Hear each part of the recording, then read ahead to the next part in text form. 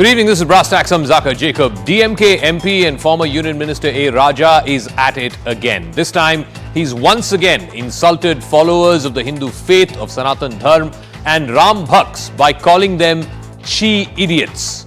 Raja was speaking at a function to mark the birthday of Tamil Nadu Chief Minister M.K. Stalin. Now, coincidentally, Raja's comments have come to light just a day after the Supreme Court, no less, rapped Stalin Jr., Udhayanidhi Stalin, for his comments comparing Sanatan Dharma to dengue, malaria and cholera. Raja is a repeat offender. He has said disparaging things about Sanatan Dharma in the past as well. There is a Supreme Court ruling which has underlined the law against hate speech in this country. From the comments that he made at this function 3 days ago, should A. Raja be prosecuted for hate speech?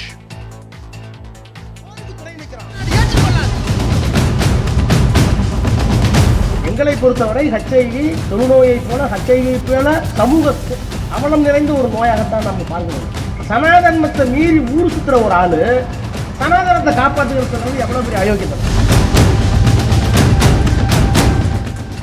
ஆனால் நீ சொல்லுகிற கடவுள் இந்த கடவுள் என்றால், இதுதான் ஜெய் ஸ்ரீராம் என்றால், இதுதான் பாரத மாதாக்கு ஜி என்றால், அந்த ஜெய் ஸ்ரீராமனையும் பாரத மாதாவையும் ஒருபோதும் நாங்கள் ஏற்றுக்கொள்ள மாட்டோம். தமிழ்நாடு ஏற்றுக்கொள்ளாது. மனித நல்லிணக்கம் என்று சொன்னால் நீ சொல்ற ஜெய் ஸ்ரீராம் சி idiot.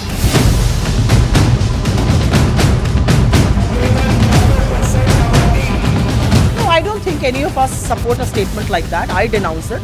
I believe Ram belongs to everybody, and I do believe that statements should be made with a lot more responsibility than they sometimes are in public life. Rahul Gandhi ji, आपने ना उस समय कुछ बोला ना आज आप कुछ बोला. इसका मतलब ये जो डिवाइडिंग माइंडसेट ऑफ खानदान है, इसके साथ आप खड़े हैं. कांग्रेस पार्टी उनके साथ खड़ी है क्योंकि कांग्रेस की भी यही मानसिकता है.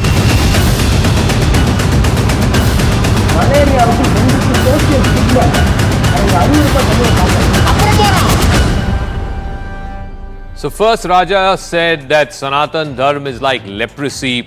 There is no treatment for it. Today, he has now called Ram Bhaks and Sanatan Dharmis as chi idiots. Let's take you through what the Supreme Court underlined, what it said about hate speech in this country. This was back in October of 2022. He said, the court said, don't wait for complaints to act against hate speech. Initiate criminal proceedings against all those who are the makers of hate speech. The situation is to try and attract contempt proceedings against even errant officers who do not take cognizance of hate speech. It was reiterated in yet another judgment in 2023 where the court said it's a serious breach not to discourage a climate that fosters hate. In April 2023, the court said hate speech will attract IPC section 153A, which is promoting enmity between communities, and 153B, which is prejudicial to national integration, 505 for invoking public mischief, and 295A for outraging religious feelings. In August of 2023, the court in another judgment said that hate speech will be prosecuted equally, no matter what the faith of the offender, no matter which faith he is offending. And as recently as January of this year, the court has said that authorities have to be conscious against any kind of incitement to violence and hate speech. So, the question we're asking is, this is not the first time that A. Raja has said disparaging things about Sanatan Dharma. Should he be prosecuted as per the law of the land? Nalin Kohli is national spokesperson of the BJP. Ghanshyam Tiwari is spokesperson of the Samajwadi Party. Suman C. Raman is a political analyst and author, and Ratan Sharda, RSS thinker and author. Nalin Kohli, first things first, what Mr. Raja has said, or at least what he was trying to say, the import of it is that there is a distinction between the Ramayana that's known in North India and the Ramayana that's known in South India. And according to him, the Kamba Ramayanam, which is the one written in Tamil, in that Lord Ram does not distinguish between people of a lower caste and that of a higher caste. Raja says Jai Shri Ram makes that distinction. That is the import of what he's trying to say.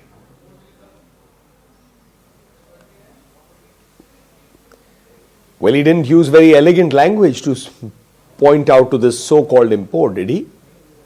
I mean, whatever translation is available, since I'm not native Tamil speaking or understand Tamil, but chi and all that sort of words, I think I find it ironical what's happening in the DMK.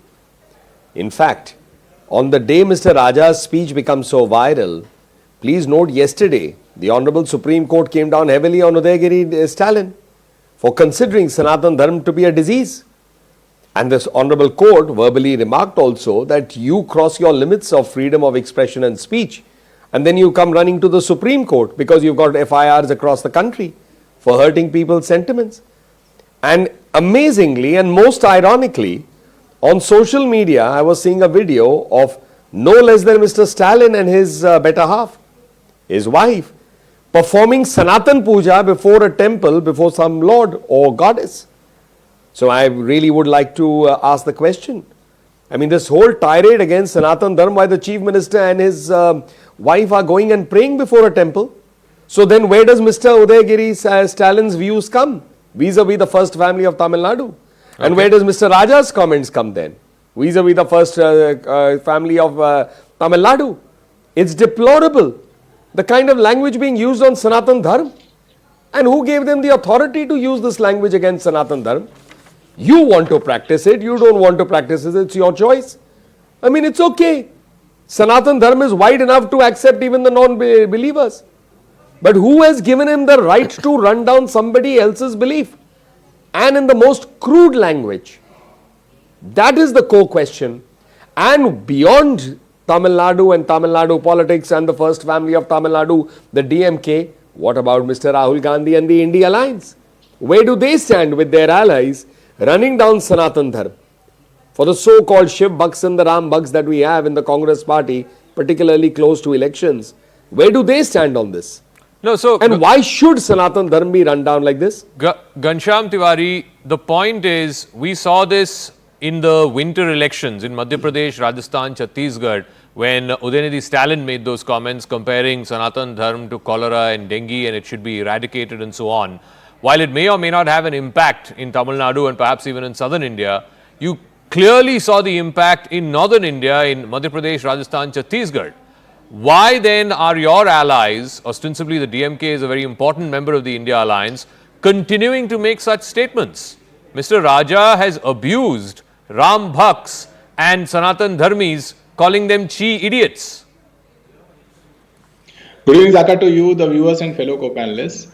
I think one thing is clear, that Supreme Court has communicated a viewpoint, and that viewpoint is with respect to hate speech, and what Mr. Stalin said or with what A. Raja has said will be looked at with the same lens. So let them face the music and the law of the land when it comes to Supreme Court taking cognizance of it.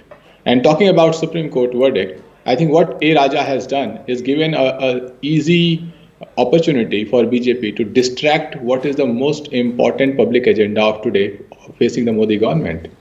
The massive loot that is there in the form of electoral bonds that BJP wants to hide, where the SBI, apparently the new Modi ji ka parivar, is going to the court and saying that after elections they will tell who are the crony capitalists who donated thousands of crores of BJP, and we will piece together 14,56,000 crores that they wrote off as NPA, 10,122 crores that BJP got in donations between 2016 and 2022, and SBI going to the court and saying we don't want people of India to know who is donating.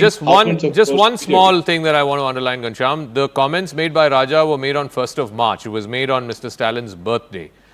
The SBI submission to the Supreme Court happened yesterday, which is the 4th of March. So just the timeline factor that I wanted to underline. Yeah, that's all. This story, which has no relevance to people of Uttar Pradesh, Bihar, people of India, where people are committing suicide because they don't have jobs. They are burning their degree in front of camera and committing suicide. Where daughters are harassed, and BJP puts out a list of candidates ranging from Pawan Singh to Upendra Singh Rawat to Ravi Kishan to Nirahua to Manoj Tiwari to Braj Bhushan Sharan Singh, people who openly stand for against women of India. This is the A list of BJP. No, but you are saying that these comments by Raja do not have any bearing to millions of people in Bihar, UP, Madhya Pradesh, Chhattisgarh, Rajasthan, that people of the Hindu faith will not be bothered by what Raja has said? Is that what you're Who is saying? this Raja Rani hate speech will not affect people because they are burdened. The youth are suffering because of daily exam leaks that BJP has put on them. Okay. They created a fake narrative that we have given 44 crore mudra loans that Nalin Kohli cannot back, that two of your viewers can't call back and say they got mudra loans. With such fake narratives, they have destroyed the future of youth. They have destroyed the self-confidence of women by candidates like Pawan Singh and Upendra Rawat. These are the burning issues. Let me ask Dr. Sumant Raman this. You know, Raja may be playing to his own constituency, maybe playing to a certain narrow and divisive politics in Tamil Nadu, and maybe that will work for him. The problem is this whole trying to make a distinction between what Kamba Ramayanam says and what Valmiki Ramayanam says and the caste system and all of that has no relevance or resonance outside of Tamil Nadu. More importantly, it causes hurt. It causes political hurt. It causes emotional and religious hurt to crores of Ram Bhaks, to crores of followers of Sanatan Dharma. And yet Raja, the DMK, Udhayanidhi Stalin, others from the party and from the wider left ecosystem in Tamil Nadu politics, they continue to abuse Sanatan Dharma. Yeah. Zaka, you have yourself eloquently explained how the same incident or similar incidents are being repeated time and time again, starting with Mr. Udhayanidhi Stalin's comment on Sanatan Dharma, followed by the DMK MP Senthil Kumar calling the North Indian states as Gomutra states. And this has been a series. So, to me, it seems inconceivable that the DMK is unaware of the damage this can cause to their own alliance partner. I think once it is possible that they may have been caught napping, but now it has become a pattern. So the only way I can explain it is they are doing it to somehow help the BJP. For what reason, one cannot speculate. Why would they do that? They are tooth and nail opposed to the BJP in Tamil Nadu. No, Zaka, the perception that people have in Tamil Nadu is quite different from what you say. Every day they spout fire at each other, but basically they have an absolutely fine equation, especially the BJP High Command has with the first family of Tamil Nadu. I think everybody knows this. This has been speculated for months on end. And that is, I mean, I can point out 20 reasons why I'm making this statement, but there's no time for that. Coming back to this particular topic, do you mean to say Mr. Raja may be anything, but he's not dumb. He knows exactly how this would play out on national media, and they've had runs before. They've just had this whole thing happen 3 months ago and 6 months ago with similar speeches, where they called, he said Sanatan Dharma should be eradicated like dengue, malaria, and so on. So they know exactly what damage this will cause to the Congress. This is not going to cause the DMK any damage. They know that as well. This will appeal to their base in Tamil Nadu. So if they consistently and repeatedly take the same line, you tell me, what else could it be due to? Okay, forget about the politics of it. Ratan Sharda, I just outlined at the start of this show the number of instances where the Supreme Court has underlined that there is a law of the land against hate speech, that there are sections of the IPC which explicitly deal with hate speech and which need to be invoked. It has time and time again taken either state governments or even the central government to task for not taking visible action against hate speech. Here you have this instance, even yesterday, with all respect to the court said what it said about, and these are the comments of the court in the context of Udhayanidhi Stalin. You abuse your Article 19, you abuse Article 25, you're not a layman, you're a minister, you should know the consequences of your utterances. But what action have they taken? These are just grandiose statements. The hurt that's been caused ostensibly by the comments made by Udhayanidhi Stalin or by Raja's comments today, what is the visible action that you're taking for the law of the land being violated? Well, Saka, with all due respect, I'm not very hopeful of what courts and the governments can do. When Udhayanidhi was rapped on the knuckle, was these sections evoked by the Supreme Court? They were not. Naturally, they were not, because he was just rapped on the knuckle. But when Nupur Sharma was caught quoting something which is there in Hadith, she was made to do whatever, not the way she was abused by the courts, by the people, the way her life was totally unlivable. Who did it? Under the nose of the same law, under the nose of same sections of the law. So I think this is one-sided application of law when Anybody can walk away by abusing Hindus, but if nobody has guts to abuse any other religion, not even criticize it legitimately. So whether we are being even handed in the name of secularism, I do not know. And as far as Raja is concerned, see, understand DMK comes from the root of DK, which has continuously been anti-Hindu, which has the history of beating Ram, Sita and Lakshman statues with chappals, garlanding them with chappals, abusing them from Periya's time. Only during Karunanidhi's time, he played a little sophisticated, politics, and he saw to it that he only talks about developmental issues, keeps away from religious issues. This Stalin, the new avatar of DK, has gone back to that particular position, and it's very easy for Sumant Raman to even sidestep it and put the blame back on BJP, which is very ridiculous. And I think he should be ashamed of making such a kind of statement rather than condemning it totally. He didn't condemn once. He just says it is by design. So by design, you will keep on saying Hindus. Condemn it The entire totally DK, for- Mr. I've been Sumant condemning Raman, it for I 40 respect you. years, Do sir. not speak in between. One at a time. Mr. Raman, Let him finish. Let him finish. Yeah, Ratan Raman, it Sharda. doesn't suit you. I respect your law. Let Ratan Sharda finish, please. Yeah.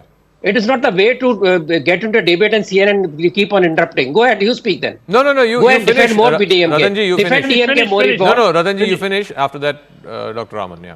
See, I worry about Congress. Congress day in day out has been defending Sanatan Dharma ko khatam karo, Shri Ramchandra aise nahi. Every kind of statement that DMK makes, why does Congress jump into saving them? Why does Congress support them?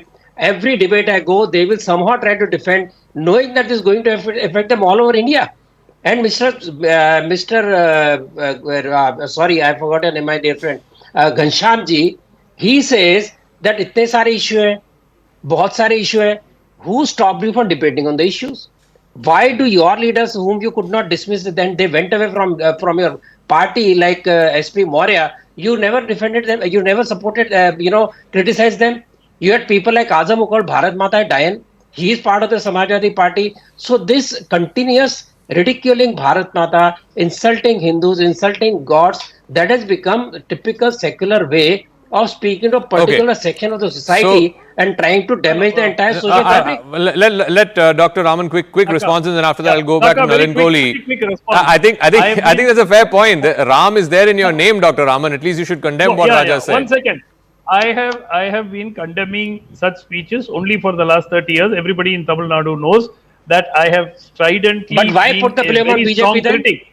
But let me tell you, it was years and years after many such speeches were made that the BJP got into an alliance with the same DMK, and they were cabinet colleagues of Mr. Atal Bihari Vajpayee's government. So let's not talk, Mr. Ratan Sharda. You had no problems with the same speeches 15, 20 years ago when you were in alliance with the same party. No, but that was 20 years ago, Dr. Raman. Surely in this day and age, the Modi BJP or the Amit Shah BJP is not going to ally with the DMK. Surely you know that. No, Mr. Raman, did they ever dare But anyway, language during BJP alliance? Please tell me. Gods with chappals. They never used these words when they were in tie with the Yes, BJP. that happened in the BJP 60s, in the controls 50s and the such 60s. statement that Okay, controls such let me go to Nalin Kohli. 1 second, gentlemen, with your permission, I'm going back to Nalin Kohli. Two points to please rebut. One, what Ghanshyam Tiwari said, that the biggest issues facing this country are exam paper leaks and, misogynist candidates being put up by the BJP. You're not focused on these issues. Even SBI saying, we have to go through our computers, we have to go through our software because we can't find out, who are the electoral bond donors. I mean, these are the issues, according to him, which need to be debated, number one. And number two, the point that Dr. Raman made, this is a pattern, and surely a pattern has to be some kind of an understanding between the BJP and the DMK. So let's start with Dr. Raman's comment. When you don't have any argument left, you build on the conspiracy theory. And respectfully, I don't know how Dr. Raman has worked this out, conspiracy theory. In that way, you can have a conspiracy theory on anything and everything under the world, because it's a conspiracy theory. So I don't agree with him. I mean, it's quite funny, in fact, to even suggest that the BJP and the DMK have a secret alliance so that the DMK goes and abuses Lord Ram so that the BJP can get benefit. It just doesn't make sense. If you would just look at the work of Annamalai, our state president, he's been vociferously taking on the DMK, the Honorable Prime Minister himself. But that's okay. I think Dr. Raman was trying to build a narrative I don't agree with that narrative. In fact, I don't think it's founded on any fact. It is just a conspiracy theory and it needs to be rejected at that level. The second point For Ghanshyam is related to Ghanshyam Tiwari. Yeah. So Ghanshyam ji is raising the point that these are the real issues. Who stopped you from taking it to the people? But why is it when the India Alliance meets and his supreme leader Akhilesh ji is there with Lalu Prasad Yadav ji, Rahul Gandhi ji, Lalu ji attacks the Prime Minister's family. So who stopped you from raising these questions? Why are you raising these kind of points? The point is, these are points that Mr. Ghanshyam Tiwari, his other colleagues raise on TV debates. Because when they go to the public with this, the public doesn't believe them because this narrative is their desire. It's not based on any fact. And honestly, for a minute, let's pause. Zaka, you've been senior in journalism for a long time. I've handled several elections. I'm sure the others on this panel also have. Does the public ever vote for somebody they are unhappy with? So I mean, well, let's go. Unemployment is a big issue, so the youth is voting for the BJP. Women are most unhappy, so the women are voting for the BJP. What is this narrative? Even the most basics of political people understand that people vote for whom they wish to see running the government. And if the BJP has won 14 under Prime Minister Modi, won the election of 19 with a higher majority, and is expected to win 24 again in Prime Minister Modi's leadership with an even higher majority, it just confirms that the voters see and they resonate with the positive work of the government. Okay. And Mr. Tiwari, for all his desire to say that these are the people's issues, why are his leaders not raising the people's issues? Why are they picking up this so-called side issues? Okay. He needn't give that advice to us. So, he needs to Ghanshyam go home Tiwari, and give it to Akhilesh ji. When leaders of the India Alliance meet, they talk about caste census. Today, Rahul Gandhi, somewhere in as part of the Bharat Jodo Yatra, he's saying they'll make you chant Ram's name until you starve. If you believe the biggest issues are exam paper leak and alleged misogyny of the BJP, then go to the people with that. The fact that the people are voting for BJP again and again, Nalin Kohli contends, is a reiteration of the fact that people are happy with the BJP. These issues are not finding resonance among the people. That's his contention. Zaka, your viewers watched. Neither Ratan Sharda ji nor Nalin Kohli ji, both are eloquent. Both have been on debates, hundreds of debates. Could not repeat two words: electoral bonds, SBI. There is no justification. This is massive loot of public trust. That you, in a day of computerization... Hold on, I'm not the spokesperson for SBI. I did not interrupt anybody. Why would I speak for SBI? I'm neither their lawyer nor their spokesperson. I'll speak for the BJP. One second. Let Ghanshyam finish. Ghanshyam. What is this massive loot? No, I just must clarify it. I'm sorry to interrupt because I don't like to interrupt, but I'm not the spokesperson of SBI and I'm certainly not their lawyer. So why should I speak about it? I did not interrupt you. 10,122 of course, crores. Ji, I don't mean to interrupt. 2022. ये पैसा किसकी लूट का पैसा है? Can anybody say a pie of where this money came from? And on what Laluji said, obviously Braj Bhushan Sharan Singh went and said Modi ji ka parivar. Smriti Irani said Modi ji ka parivar. If Braj Bhushan Sharan Singh is Modi ji ka parivar and Smriti Irani is Modi ji ka parivar, तो Vinesh Phogat, who had family picture with Narendra Modi ji, वो किसकी परिवार है? Did opposition force Pawan Singh to become a candidate? No, BJP gave him a candidate. The man insulted every daughter of Bengal.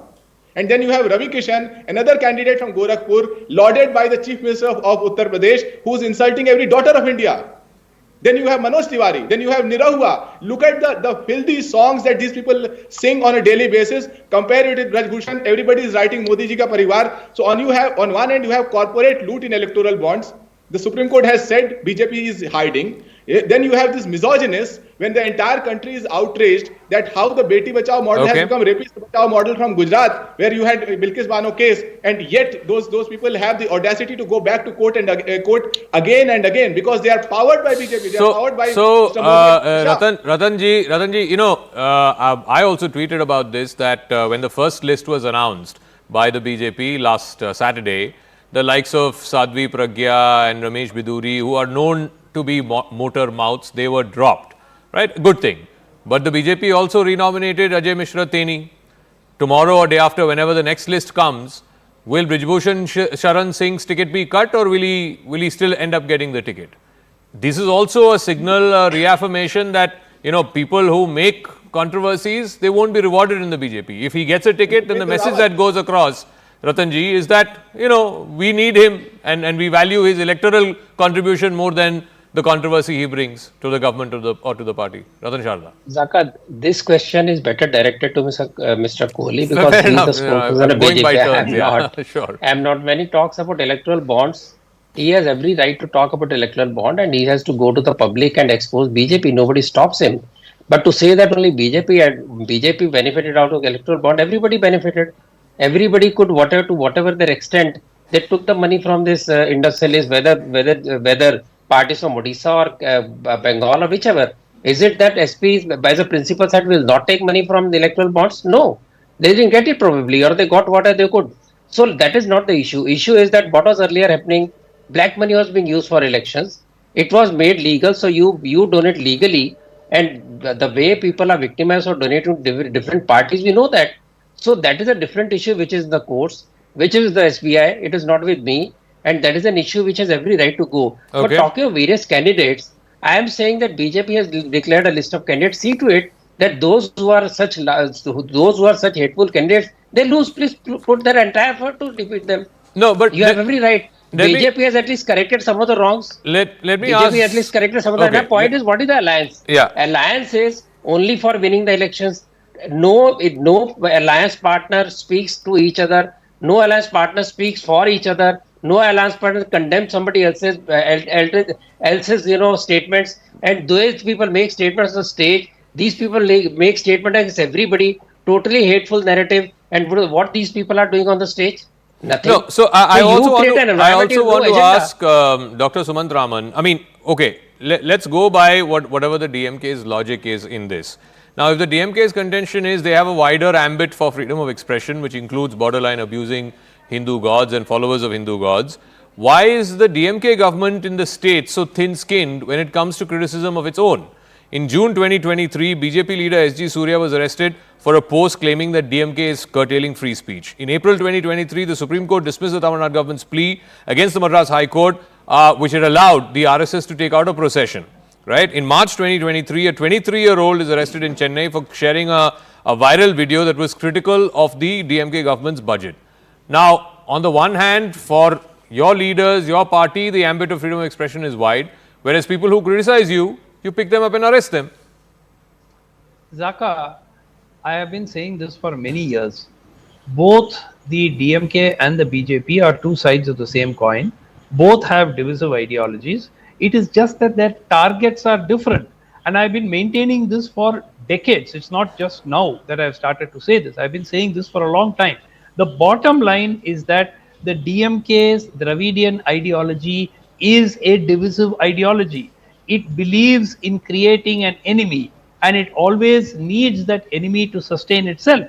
And therefore, you have anything which is Hindu, anything which is related to Hindi, anything related to North India, all of these will have to be demonized. If they don't demonize it, it sort of eats away from their ideology. No, So but Dr. Raman, again, by saying that Hindus need to be created an enemy of, are you saying that Hindus in Tamil Nadu do not vote for DMK? They don't say Hindu. You cannot become a ruling party with whatever number of seats they have, 150 or 159 or something. 1 second, Zaka. If they are construed as an anti-Hindu party, as you are saying. No. Then They disguise it as Brahminism that they oppose. They don't call it Hindus.